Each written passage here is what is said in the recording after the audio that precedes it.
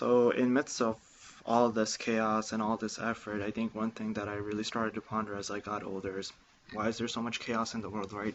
Why is there so much evil in the world? And when I was young, I mean, the religious perspective of that is the fact that um, it's a test, right? God is giving you a test because you struggle in life because it's a test. But I think it emerges more than that, and I don't think that's a valid answer to a certain extent. I don't think it's the testing because you can only test a person so much because humans are they have finite mindset and then they have a capacity to take or a threshold to take a certain amount of oppression or a certain amount of abuse, whether it's physically or emotionally or socially. So when we look around, and I think majority of us see a lot of evil, whereas some people have this perfect life or they mask it, or when we look at their pictures, they're happy, whereas we're not, and we feel this maybe a little envy or a little jealousy that they have a perfect life, but we honestly don't know what they have gone through. So that's one thing to look at. I think the reason that there's so much evil in this world is because we have this fantasy, we have this perception that whatever we want in the hereafter, and if you believe in afterlife, that we want it in the world, that life is perfection. And what I learned really quickly in my life at a very young age is there's nothing such as eternal happiness. Um, no one is actually ever happy, and you see the paradigms on that, right? You see some poor people living in a $30,000 income being super happy with the most basic stuff, and then you see celebrities that have everything, that have the fame, that have the wealth, that are very well off and are driving the most fanciest cars, but then at the end they commit suicide. Is because to a certain extent you lose your perspective in life and understanding what you want to do, or you lose that edge on really what is my purpose of being created in this world. And I think the reason we see so much chaos in this world is the fact that we have this that this illusion that the world is perfect, and it's not. The problem is we always see the evil side, so it almost seems as if there's always the scale for bad elements that occur in the world are always outweigh the good ones. But maybe in reality we don't really understand that there's some good people out there. There are people that are feeding others that have no that we're not aware of. There's a lot of charity that occurs that we're not aware of, and in our mindset, that's something we cannot fathom because maybe the higher one understands that much better than us, and it's not to our capacity.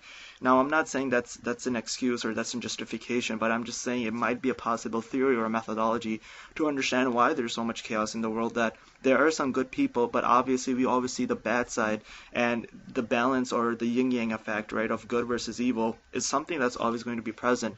We see bad, and I'm not going to say it's all humanity's fault, but at most of the time it is, because people take personal vendetta or people take personal agenda, and then they take channels such as religion or they take channels such as politics to achieve those agendas, and it becomes a problematic element for everyone. um, what I want to say is that don't there's, for me at least, there's nothing, no eternal happiness. It doesn't really matter what I do because I'm trying to create a perfect perception of Jannah in my world, and that can't be possible because the reason the world was created is for me to struggle and to suffer. And even Buddha said that good man, like eternal suffering is undoubtedly prevalent. You need to suffer eternally to maybe reach salvation. And that's another theory that I wanted to say, that maybe for good men to achieve salvation or good women to achieve salvation, we have to eternally suffer. And everyone has their own battles. We just don't see it, whether it's financially, socially, and emotionally.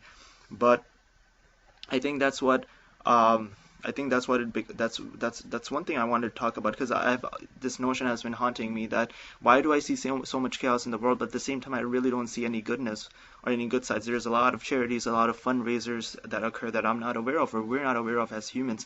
A, because we don't partake on them as much as we should, and B, the media will always, or when you are on social media, they will always take the negative side because that's the juicy information. Rarely will you see some person doing good deeds, or if it's on Huffington Post or Elite.com, whereas like the larger media channels like Chicago Tribune and stuff like that, they really don't advertise anything good. So I think if, to a certain extent, also social media, also a media's responsibility to kind of propagate good and to encourage good and to motivate people to be leaders, and to point out information, because at the end of the day, if you're depressed about these notions, right? The best thing you could do is not have this trickle down effect. Don't make someone's misery yours, or don't make your misery someone else's. I'm sorry. Um, don't be a Debbie Downer to someone else because maybe they're doing something right finally in their life and they're losing hope because you started becoming something. And I know it's very hard because as human creatures we like to vent about stuff, but at the same time you have to be cognizant of the fact that your battles are yours and you're your own savior at the end. That as much as you can talk about it or seek for help, at the end of the day, it's you versus you. It's you versus the elements that you battle. And maybe time heals anything, maybe time doesn't heal anything, and then it's okay. Because again, we go through that eternal concept of happiness and fulfillment, and we try to, and we try to like live forever. Like we want to live here forever, and we don't understand that this world is temporary for certain people. And then we try to capture this perfect image. So the bottom line is, you see all this eternal chaos, and you see this oppression because the world is not a perfect place. So stop having the fantasy that it is. To a certain extent, you can go achieve your dreams, but realize that there might be some notions that might never heal, or you realize that when you want your life to be perfect, it just might not ever happen, and that's a very, very that's a very illicit expectation to have within yourself as a human being. And keep that in mind when you try to achieve some goals. And I know I'm going through that right now, that I'm trying to be passionate about some things, and there are times where I'm down about it, and it's because I'm not patient, and I think everything will come easily to me because I've already suffered so much. But the reality is, it might be just more suffering for me as I continue in my journey.